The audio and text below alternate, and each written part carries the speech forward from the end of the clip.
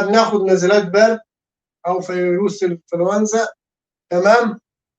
فالتركيبه دي او مجموعه الاعشاب دي لو انت شربت منها كوبايه في اليوم، كوبايه واحده بس تشربها في اليوم تبقى كده.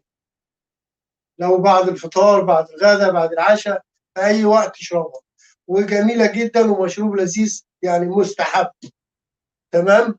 هتدفي صدرك وهتخلي البلغم اللي في صدرك كله هينزل، والكانت كحه ناشفه برضه هتخليك تبقى مية مية. هتدفي صدرك وتروح تعالج الزور بتاعك. يا ريت كمان لو انت تحط لها سنه جنزبيل، سنه جنزبيل على طرف المعلقه، يعني حاجه بسيطه تحطها.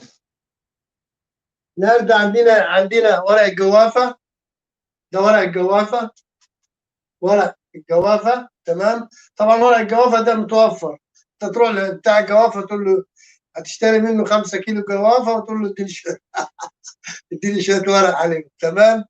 بس ما فيش، مش متوفر هنا الكلام ده. في الصعيد ممكن، لكن هنا بيجيبوا جوافه كده من غير ورق، فتشتريها من العطار كيلو ب 100 جنيه واديله ب 5 جنيه وخلاص، تمام. هنا كمان التليو يقول لك الكيلو ب 500 جنيه. التليو ده اللي كان زمان احنا بنبيعوه بايه؟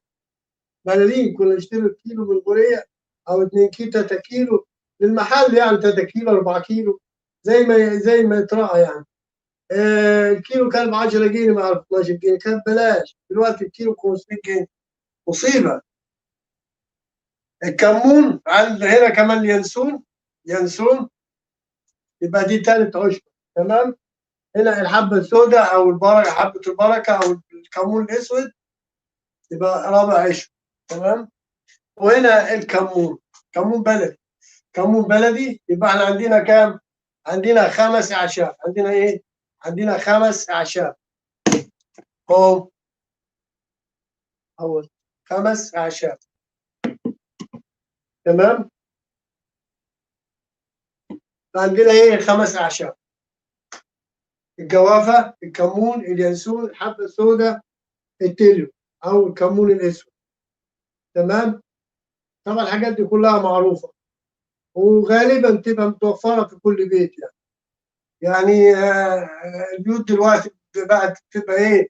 مش زي زمان. دلوقتي البيت في كل حاجه، تمام. فال5 حاجات دول انت هتعمل كده. هنبتدي مع بعضينا علشان اوريكم الطريقه.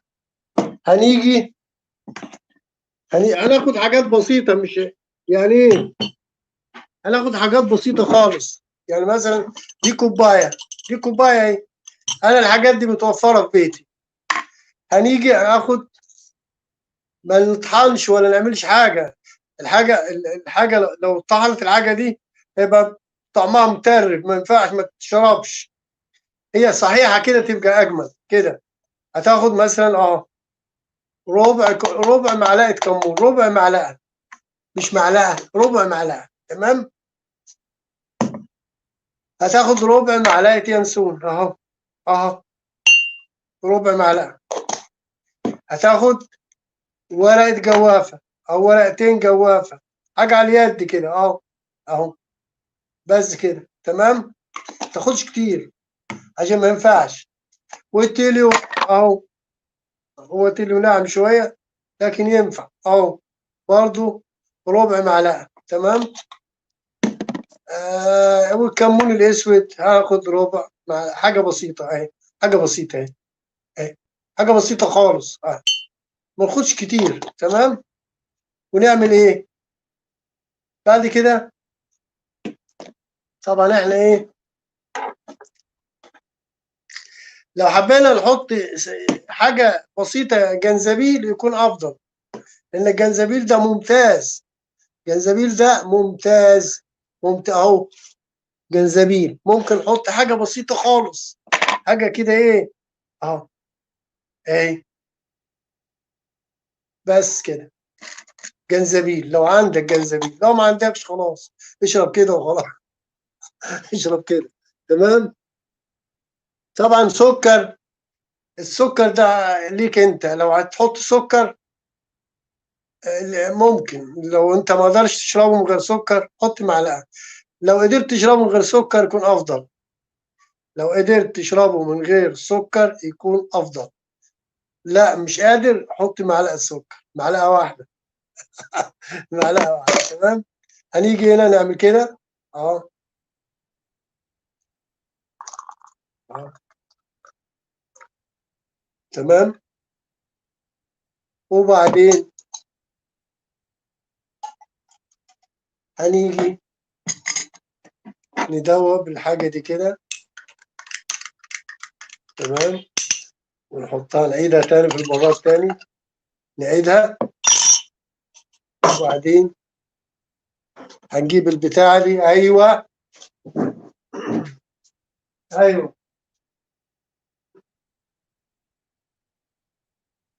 في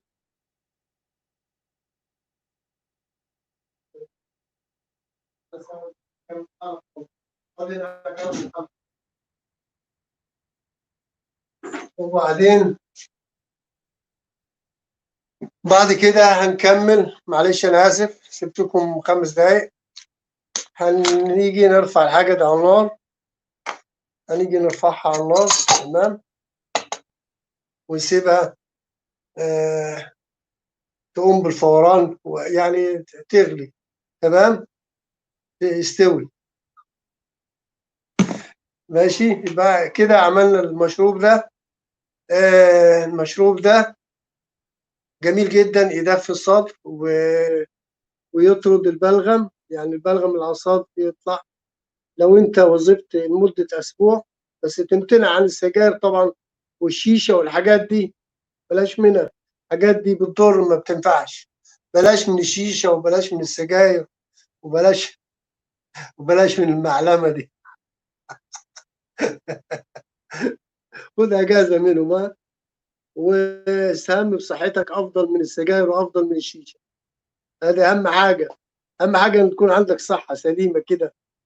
صحة صحة، مش سجاير وشيشة. إيه هتستفيد إيه من السجاير والشيشة ولا حاجة؟ أنت بتضر نفسك بنفسك. يعني بتجيب الأذى وتحطه في صدرك، يبقى إيه اللي يستفيد ولا حاجة؟ أنت بتضر نفسك مش أكتر. فابتعد عن الحاجات دي، تلاشاها و... واسمع نصيحتي. اسمع نصيحتي ها. وإن شاء الله. طبعا احنا كل يوم بنقدم لكم جديد، بنقدم لكم حاجات حلوة و... وهتستفادوا إن شاء الله. هتستفادوا. الحاجات دي طبعا طبيعية، ما بتضرش، ملهاش أعراض جانبية، ملهاش أضرار. دي حاجات طبيعية، أعشاب طبيعية. اللي ما فادتش ما تضرش، يعني لو ما فيهاش فايدة ما تضرش. خلاف العلاج الكيماوي والأدوية دي لها أعراض جانبية، تعالج شيء وتضر شيء آخر. فده طبعا ما. خلينا في الأعشاب. الأعشاب حلوة جميلة، الأعشاب جميلة. وهذا الطب القديم، يعني هو ده كان زمان قبل قبل التقدم العلمي وقبل الطب والحاجات والثورة الهائلة دي والحاجات الحلوة دي اللي احنا بنشوفها زمان. غالبية الشعوب كانت تتعالج بالأعشاب، غالبية الشعوب. بس الكلام ده قديم، يعني زمان زمان، يعني الكلام ده من يمكن في الخمسينات أو الأربعينات أو الثلاثينات. ممكن القرن اللي قبله كده كانت الناس غالبيا يتعالج بالحاجات اللي زي كده، أعشاب. أنا يمكن إحنا الجيل بتاعنا حضر حاجات زي كده، حضرناها يمكن في الستينات حضرناها. أنا عجوز، خلي بالكم يعني. في الستينات كنا نشوف حاجات تتعمل كده. يعني واحد مثلا ياخد خبطة شمس أو ضربة شمس، ما يودوش للدكتور. لا مش زي دلوقتي. لما يسخن جسمه شويه يطيروا بيه على الدكتور وما نفعش الدكتور ده يروح للدكتور تاني وشغلانه. لكن زمان ما كانش كده خالص. كان زمان يجيبوا له واحد يجيبوا له واحد ياخده من فوق لتحت ويربطه بحبل كده ويعمل الحاجات دي كده، يقعد يعمل له كده ويقعد له هنا. يقول له انت كده بقيت 100 100. تمام. فده هو كان الطب، كان ده الطب بتاعنا كان. ما يعني، وزمان كمان كان اللي عنده حمى، ما كانوش يودوه لدكتور حميات او مستشفى والكلام ده، يولعوا له نار ويجيبوا له مسمار حدادي يحطوه في قلب النار لغايه ما يحمر، ويجيبوا في دماغه كده في النص كده، ويروح او في ظهره من ورا. الحاجات دي كانت زمان كده، كانت الناس كلها كانت بتتعالج بالحاجات، ويجيبوا له ورق خروع ومش عارف ايه، ويفضل ينزل في المده، حاجه تقرف يعني. ف يعني كان الاعشاب كانت هي العلاج الوحيد بالنسبه للتوقيت ده، التوقيت اللي احنا كنا فيه ده، الستينات والخمسينات. طبعا انا ما حضرتش الخمسينات لان انا ما كنتش ولد، بس انا بقول كده ان الخمسينات والاربعينات وال... وكده ولورا شويه يعني. تمام. طبعا احنا هنستنى لغايه ما يستوي ال... يقوم بالفوران، وبعدين نصبه عشان نوريكم. طبعا انا هشربه من غير سكر، ولا اللي عايز فيكم سكر يحط معلقه سكر، لكن انا بشربه. لو انا عملته لو انا عندي كحه، انا ما عنديش كحه ولا حاجه، بس انا لو هشرب حاجه زي كده، الحاجات دي بتاعت الكحه تشرب من غير سكر، تشرب من غير سكر. نايم. تمام. فاحنا طبعا قدمنا لكم من هذا الحلقه جميله جدا بالنسبه للاعشاب. طبعا اهي هنبتدي هنا هنصب اهوت اهوت.